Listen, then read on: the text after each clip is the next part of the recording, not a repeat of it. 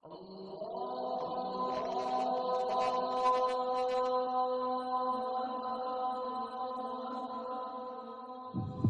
afdalu ma qultu ana wan nabiyyuna min qabli la ilaha illallah. Kalimat yang paling afdal yang pernah saya ucapkan dan pernah diucapkan para nabi-nabi sebelum saya adalah kalimat la ilaha illallah. Itu kalimat yang paling afdal.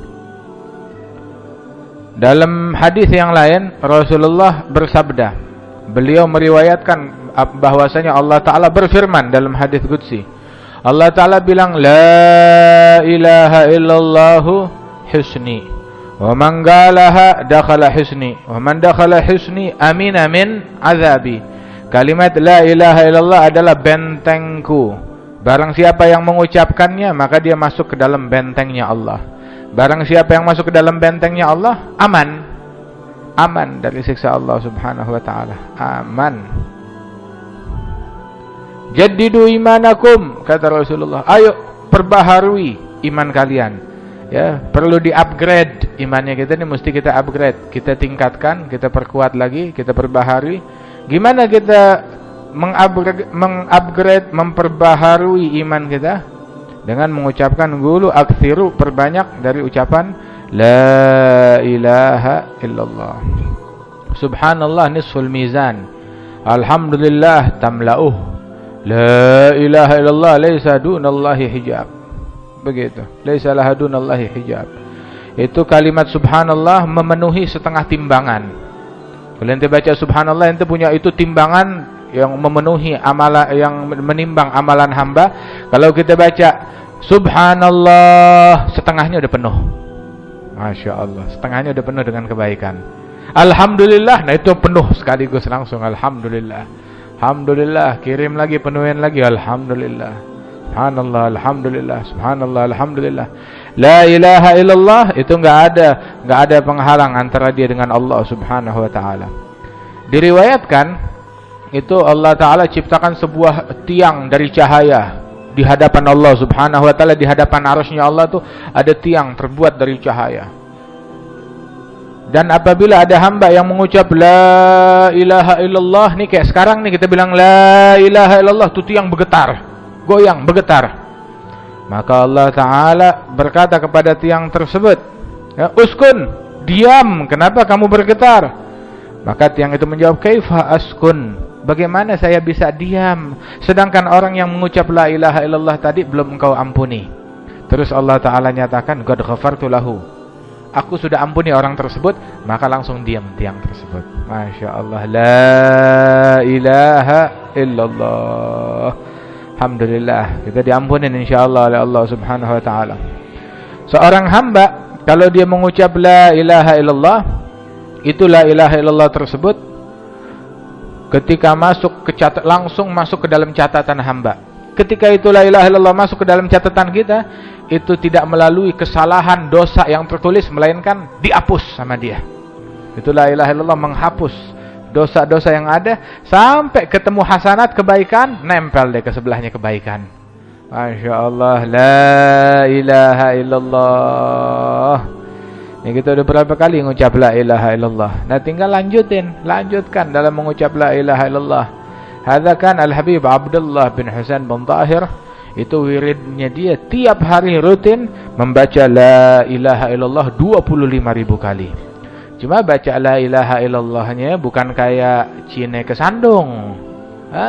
Begitu. Kesandung latah. La ilaha illallah, la ilaha illallah, Allah, Masya Allah. Tahu gak artinya apa? Apa? Dia fahamin makna yang terkandung di dalamnya. La ilaha illallah, la ma'bud bihaqqin fil wujud illallah. Dia hayati, dia nikmati, dia rasakan kelezatannya di dalam jiwa, di dalam hatinya dia. Kan beliau Al-Habib Abdullah bin Husain setiap hari dia baca la ilaha illallah 25.000 kali. Allah, Allah, Allah 25.000 kali. Kemudian dia baca as-salah ala Nabi Muhammad 25.000 kali. Nah kita ini sekarang kan diajak untuk baca la ilaha illallah, ngulang la ilaha illallah. Hari ini kita udah berapa kali baca la ilaha illallah? Siapa yang di hari, masa iya enggak 100 kali enggak kita baca la ilaha illallah tersebut? perbaharui iman kita, biar ngeresep, biar lekat di dalam hati kita. Jadi waktu sakaratul maut itu udah nempel, kagak hilang, enggak goyah tatkala menghadapi goncangan sakaratul maut, keimanan kita, keyakinan kita kepada Allah Subhanahu wa taala. Di dalam hadis diriwayatkan, seandainya itu langit dan bumi, langit 7 lapis, bumi 7 lapis ditaruh di timbangan, ya, di sebuah piring timbangan. Kemudian kalimat la ilaha illallah ditaruh di timbangan di piring yang lain tuh, ya, di wadah yang lain dari timbangan itu. Maka niscaya kalimat la ilaha illallah bakalan lebih berat daripada 7 lapis langit dan 7 lapis bumi. Kalimat la ilaha illallah lebih berat daripada 7 lapis langit dan 7 lapis bumi. Jauh lebih berat. Nah, karenanya itu dosa kita nggak ada apa-apanya dibanding la ilaha illallah. Nggak ada apa-apanya dibanding la ilaha illallah. Itu disebutkan, itu Bani Adam, anak Adam, ketika dia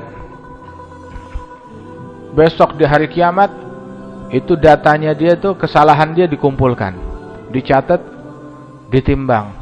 Begitu ditimbang ternyata lebih banyak dosa daripada kebaikan. Sampai tuh hamba berpikir, ya habis dah gua, hancur dah, neraka dah nih, celaka. Tahu-tahu Allah Ta'ala bilang, ya ibn Adam, wahai anak Adam, engkau punya titipan yang kamu titipkan sama saya. Titipan apa ya Allah? Begitu ada kartu. Nah, kartu apa? Kan ada kartu apa? Kartu apa sekarang tuh? Kartu sehat, kartu apa lagi? Kartu pinter, kartu sehat, kartu mati ada gak? Ada. Nah, ini ada kartu. Allah Ta'ala juga bilang engkau punya, ada kartu. Kartu apa? Kartu itu tertulis la ilaha illallah. Nih la ilaha illallah yang kamu punya nih. Nah, ini dia. Lu gak bakalan dizalimin nih hari. Faman ya'mal mithqala dzarratin khairan yarah wa may ya'mal mithqala dzarratin syarran yarah. Itu kartu ditaruh di timbangan kebaikan dia, maka itu semua kesalahan dia tuh khalas, kalah berat dengan timbangan la ilaha illallah. Karenanya itu Rasulullah SAW pernah ditanya oleh Sayyidina Abu Hurairah. Abu Hurairah, beliau disabdakan oleh Nabi Muhammad SAW itu tentang kalimat la ilaha illallah. Hasil hadis ada man qala la ilaha khalisan mukhlisan.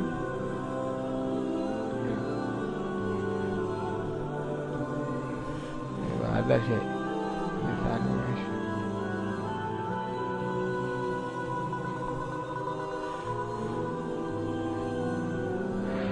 Itu di dalam hadis disebutkan, man qala la ilaha illallah khalisan min qalbihi dakhala al-jannah.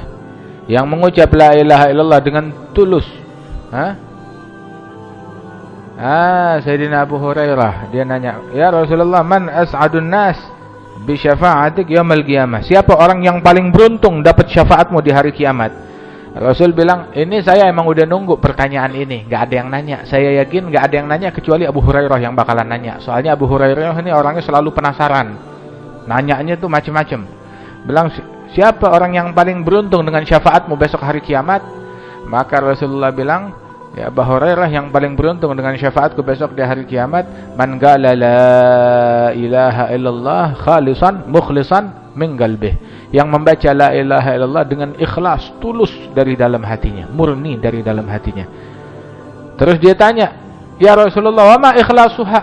Apa kemurniannya, apa ketulisannya, keikhlasan dari kalimat tersebut? Keikhlasan dari kalimat la ilaha illallah, kalimat la ilaha illallah yang tulus itu, an tahjuzahu an maharimillah. Kalau kalimat itu bisa mencegah dia dari hal yang diharamkan oleh Allah, nah itu berarti ikhlas. Nah, kita sekarang ucap la ilaha illallah. Apakah la ilaha illallah berhasil mengcover mata kita dari yang haram?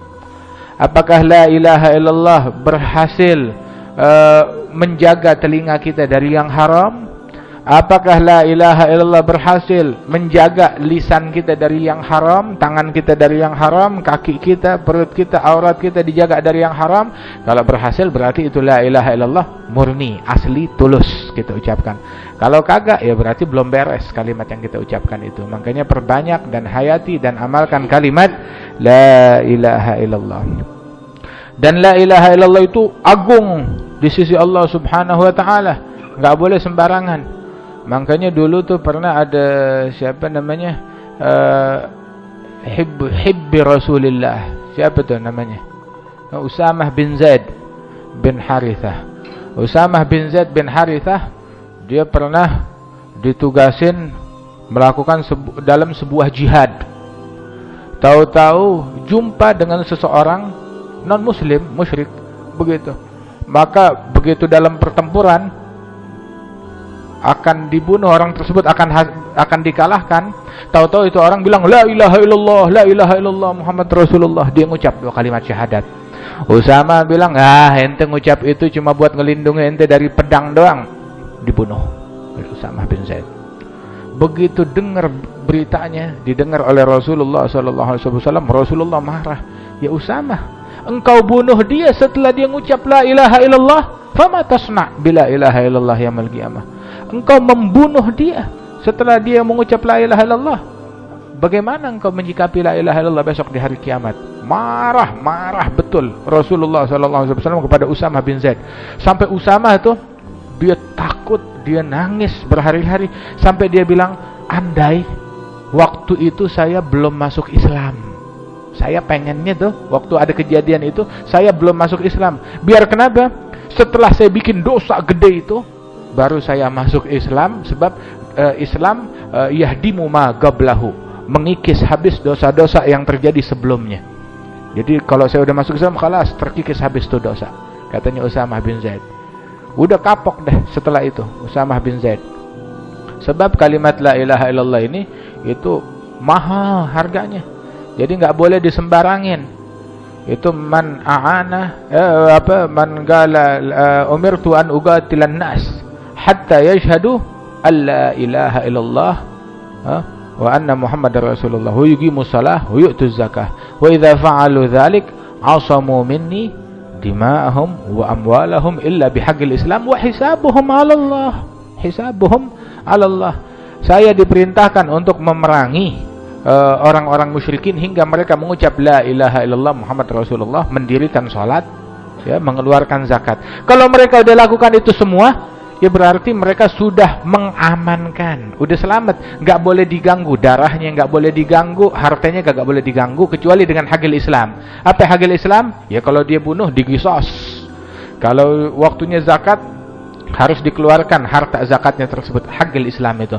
Lain daripada itu nggak boleh diganggu, la darahnya wala hartanya nggak boleh diganggu, kata Rasulullah sallallahu alaihi wasallam.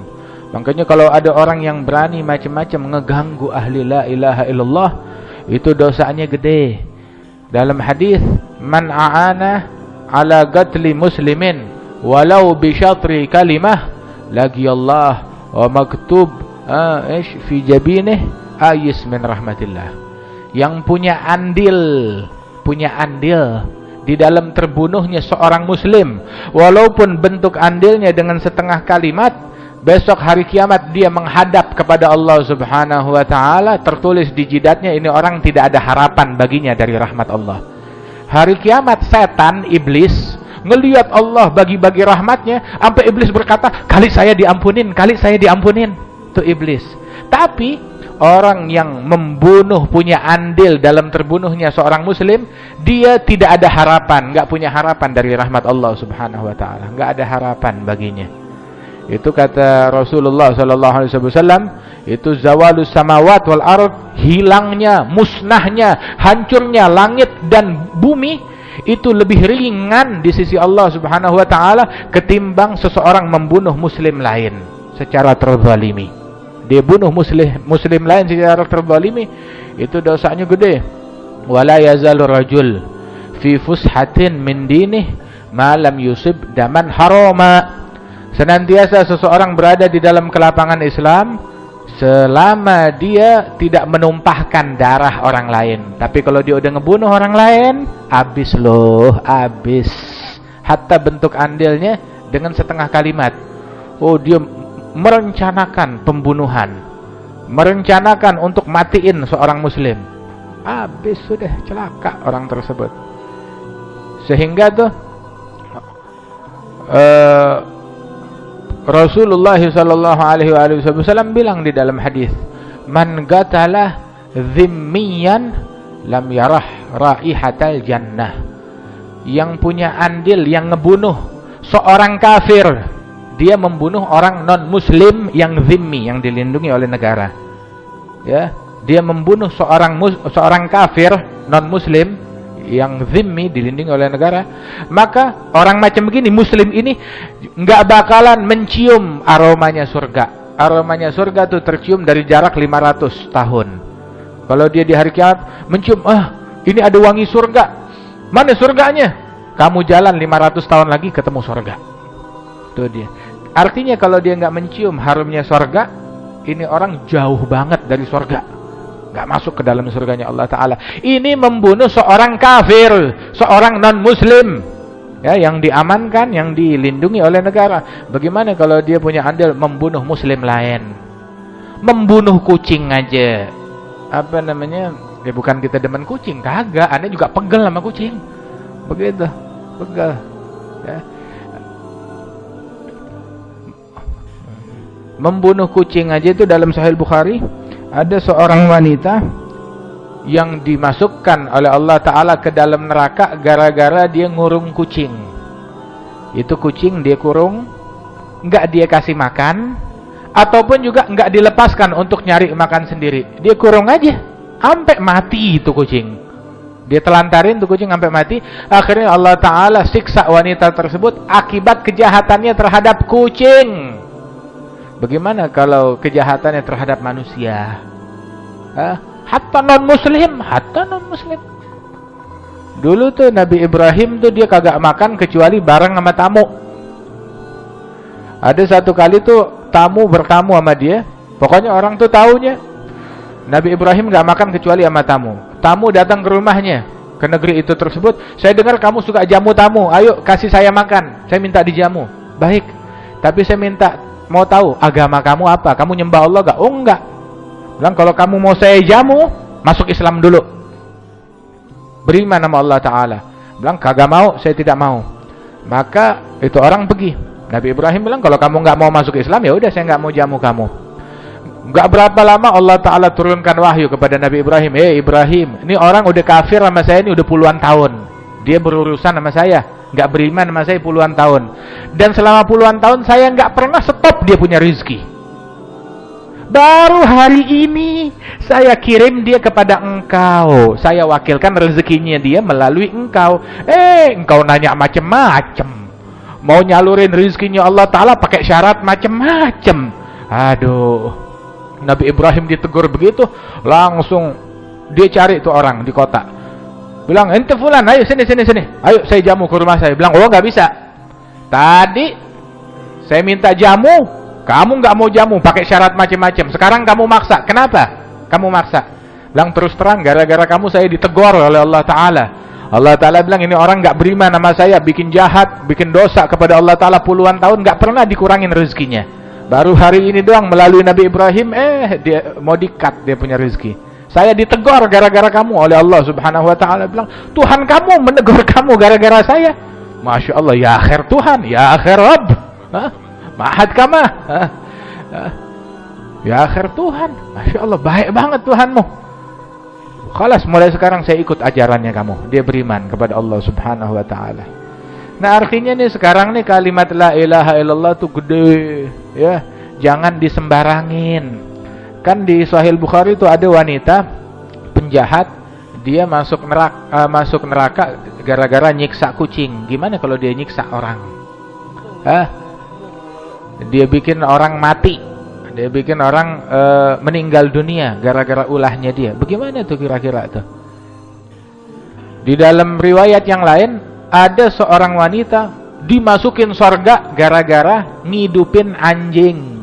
Ada seekor anjing udah menjulurkan lidahnya keluar saking kehausan, udah mau mati, akhirnya dibawain air dari sumur tuh dengan terompanya dia diminumin. Sampai tuh anjing tuh segar lagi dan dia bisa lanjutkan hidupnya, anjing tersebut. Berkat kebaikan wanita pendosa ini kepada seekor anjing, Allah Ta'ala ampunin dosanya wanita itu, dimasukin surga karena kebaikannya terhadap seekor anjing. Apalagi kalau kebaikan itu terhadap manusia dia tujukan. Kejahatan kepada makhluk hidup ada catatannya. Mencelakakan seseorang, bikin orang masuk ke dalam neraka, ngejahatin makhluk hidup, apalagi manusia, apalagi orang yang ngucap la ilaha illallah. Dan juga kebaikan kepada makhluk hidup ada catatannya, ada pahalanya. Kepada seekor anjing dia bikin baik, masuk surga. Gimana kalau dia bikin baik kepada manusia? Gimana kalau dia berbuat baik kepada kepada orang-orang muslim?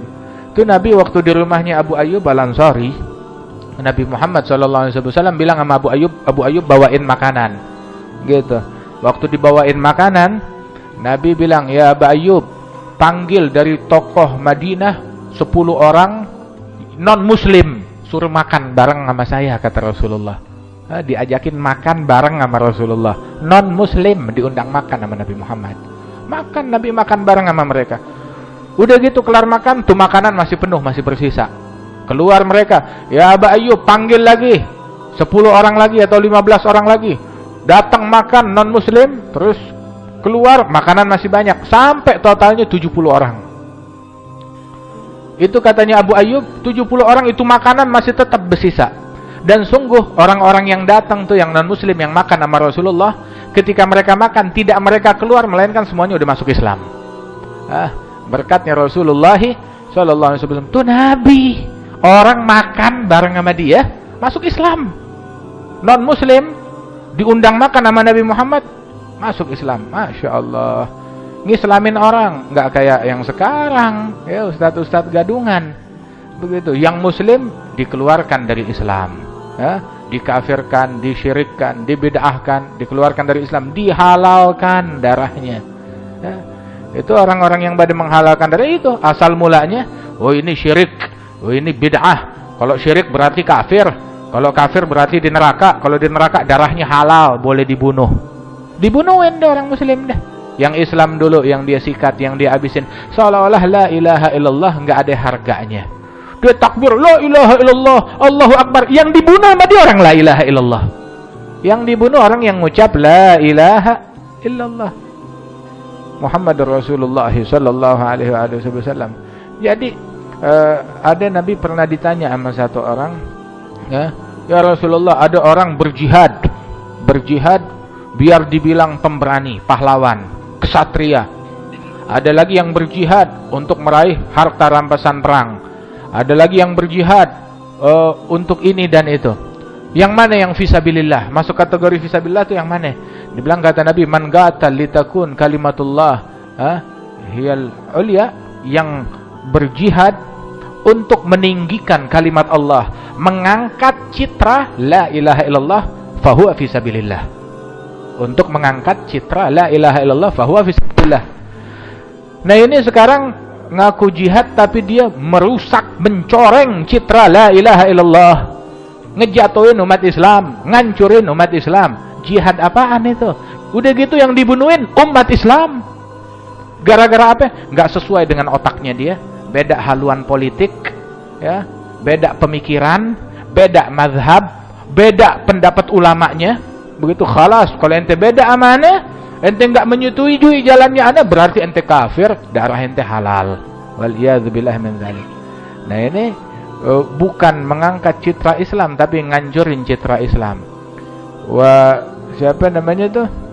Dulu tuh Salahuddin Al-Ayyubi, waktu dia berhasil merebut Baitul Maqdis dalam peperangan yang beliau lakukan itu rajanya, panglima dari kaum musyrikin, panglimanya Nasara, mereka itu kebetulan terkena sakit keras.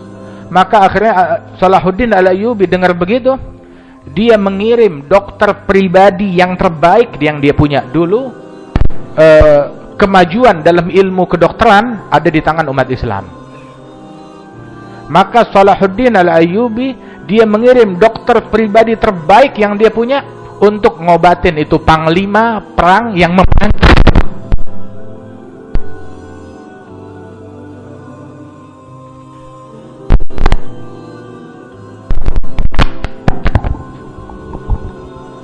Dia kirim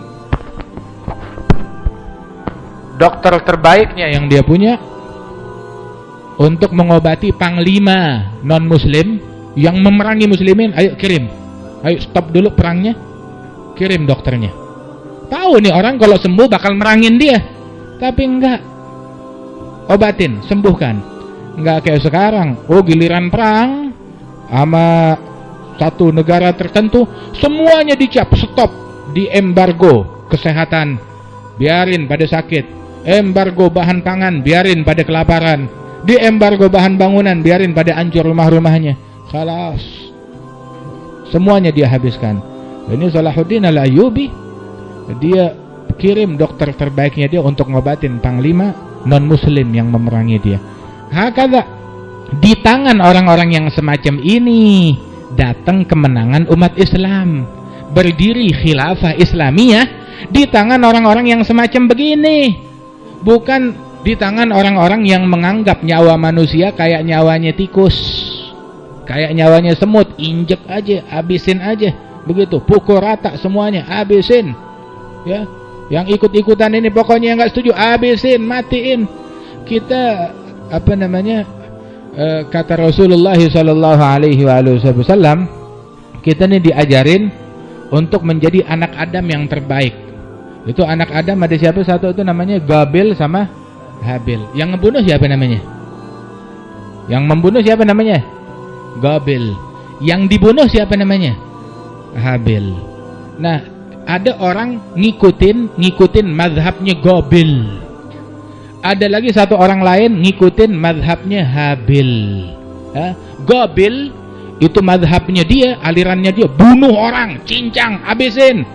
Ya, nggak mau nurut sama nafsunya saya, sama pendapatnya saya, sama pemikiran saya, matiin. Itu Gabil mazhabnya dia. Ada juga orang ngikutin mazhabnya Habil. Apa?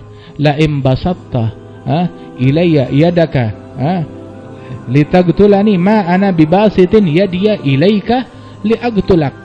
Kalau engkau ulurkan tanganmu kepada saya, mau matiin saya nggak bakal ngulurin tangan saya untuk membunuh kamu. Kenapa? Penakut, pengecut?